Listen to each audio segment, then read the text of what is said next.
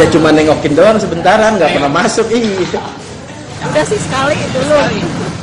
Bukan pernah lagi, sering. Udah berapa kali? Ya nggak begitu banyak lah.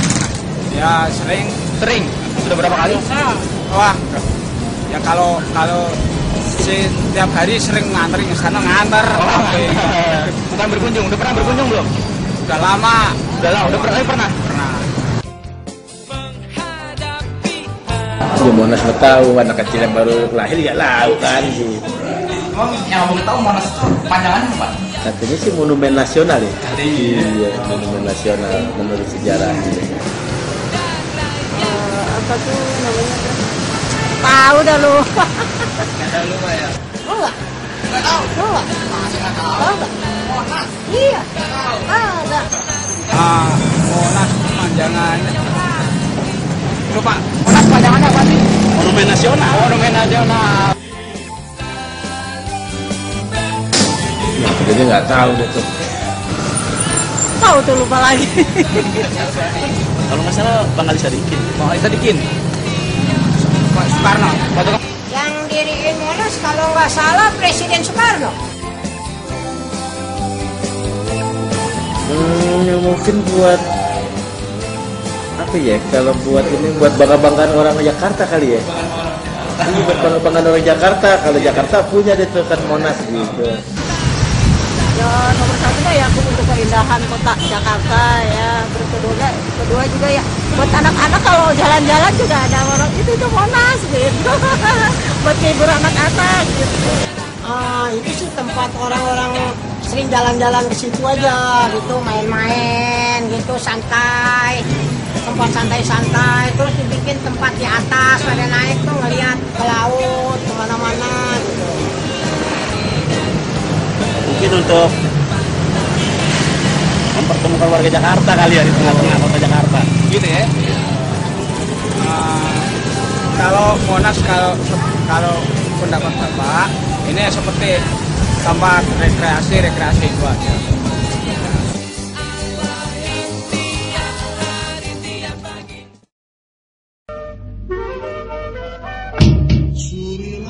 Monumen nasional yang biasanya disebut Monas adalah landmarknya kota Jakarta. Layaknya patung Liberty di Amerika Serikat, Monas menunjukkan keagungan negara Indonesia, tak hanya kota Jakarta.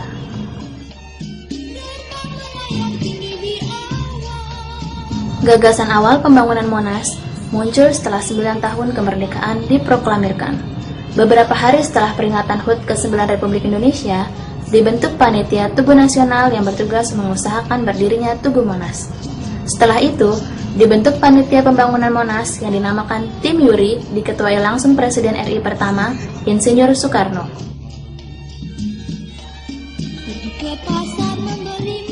Gagasan untuk mendirikan Monas terwujud pada tanggal 17 Agustus 1961, saat perayaan 16 tahun kemerdekaan Republik Indonesia. Pembangunan Tugu Monas juga sebagai wahana untuk membangkitkan semangat patriotisme generasi sekarang dan akan datang. Pada saat itu, dilakukan pemancangan tiang pertama oleh Bung Karno.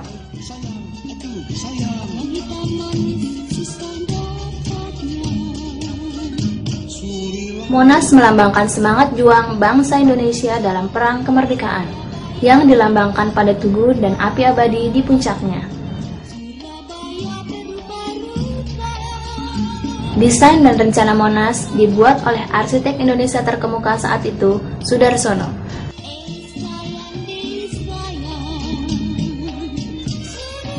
Sedangkan penasehat konstruksi adalah Profesor Dr. Insinyur Seno.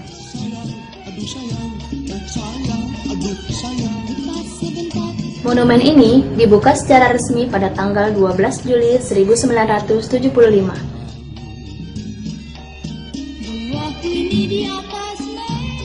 Bentuk dan tata letak Monas yang sangat menarik memungkinkan pengunjung dapat menikmati pemandangan indah dan sejuk yang mempesona, berupa taman di mana terdapat pohon dari berbagai provinsi di Indonesia. Tugu Monas mempunyai ciri khas tersendiri, sebab arsitektur dan dimensinya melambangkan kias kekhususan Indonesia. Bentuk yang paling menonjol adalah tugu yang menjulang tinggi dan pelataran cawan yang luas mendatar. Di atas tugu terdapat api menyala seakan tak kunjung padam, melambangkan keteladanan semangat bangsa Indonesia yang tidak pernah surut berjuang sepanjang masa.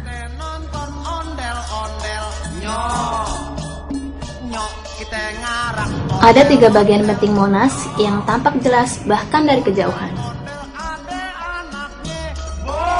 Yang pertama, ada pelataran cawan berbentuk bujur sangkar berukuran 45 x 45 meter dengan tinggi 17 meter. Dan ruang Museum Sejarah Nasional yang berada di dalam setinggi 8 meter. Ruang Museum Sejarah yang terletak 3 meter di bawah permukaan halaman tugu memiliki ukuran 80 x 80 meter. Dinding serta lantai di ruang itu pun semuanya dilapisi batu marmer. Di dalam ruangan itu, pengunjung disajikan dengan 51 jendela peragaan atau diorama yang mengabadikan sejarah sejak zaman kehidupan nenek moyang bangsa Indonesia, perjuangan mempertahankan kemerdekaan dan kedaulatan bangsa Indonesia hingga masa pembangunan di zaman Orde Baru. Di ruangan ini pula terdapat pintu gapura yang berisi naskah proklamasi kemerdekaan. Pengunjung juga dapat mendengar rekaman suara Bung Karno saat membacakan teks proklamasi.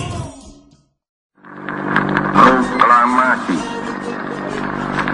Kami, bangsa Indonesia, dengan ini menyatakan kemerdekaan Indonesia. Lalu, pelataran puncak tugu yang terletak pada ketinggian 115 meter dari halaman tugu memiliki ukuran 11 x 11 meter. Pengunjung dapat mencapai pelataran itu dengan menggunakan elevator atau lift tunggal yang berkapasitas sekitar 11 orang.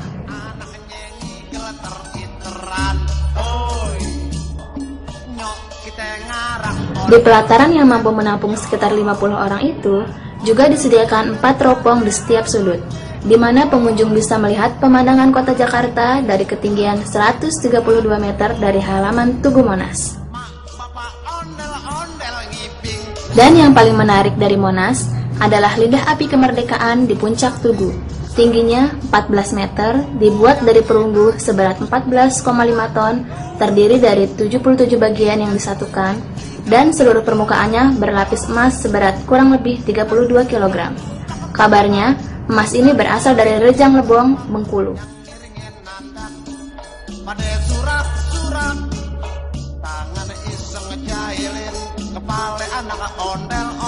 Di dekat pintu masuk menuju pelataran Monas itu juga tampak megah berdiri patung Pangeran Diponegoro yang sedang menunggang kuda. Patung yang terbuat dari perunggu seberat 8 ton itu dikerjakan oleh pemahat Italia, Profesor Keberlato, sebagai sumbangan oleh Konsulat Jenderal Honoris Dr. Mario di Indonesia.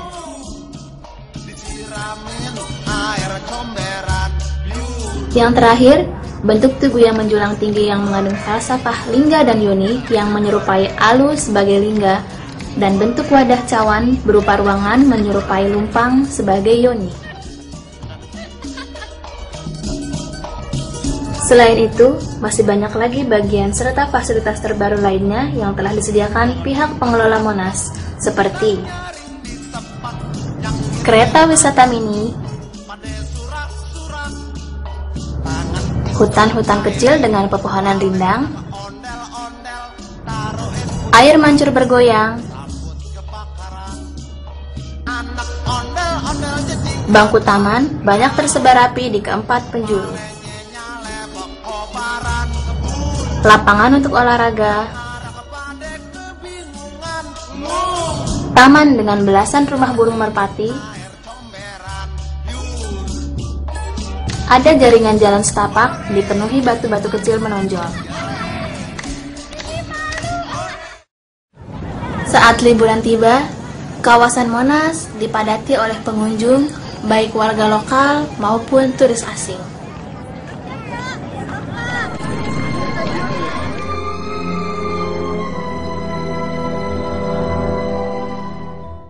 Oke, jadi gini,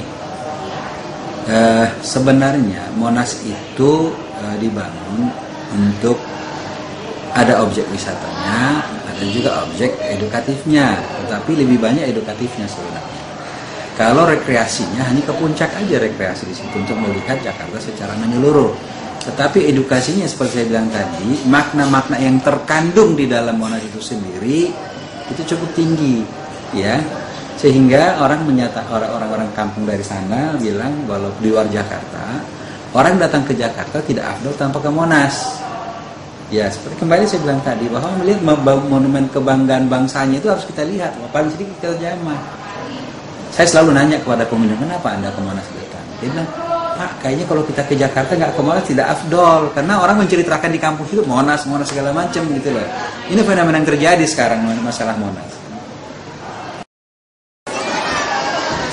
Sayangnya, masih banyak warga Indonesia yang datang ke kawasan Monas kurang menyadari arti penting dari Monas itu sendiri.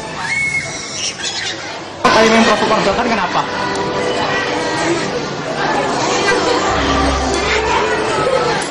Terus selain mau main-main ini, maunya ngapain di Monas? Main aja.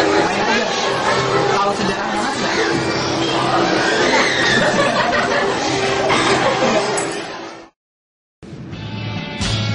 Lain halnya dengan Aji dan Rizky. Mereka justru menggunakan kolam hias sebagai tempat membersihkan badan mereka. Sini berenang, emang tujuannya mau berenang atau gimana? Tujuannya main. Oh, mau main. Gerah dalam main Gerah berenang langsung di sini ya.